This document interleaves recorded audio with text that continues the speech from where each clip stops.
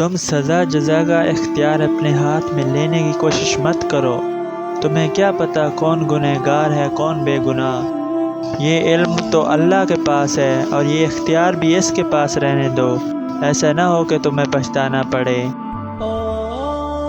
اگر لوگ تم سے متاثر ہو رہے ہیں تو تکبر نہ کرو، بلکہ اللہ کا شکر ادا کرو کہ اس نے تمہارے عیب چھپا کر تم کو لوگوں میں معزز بنا رکھا ہے۔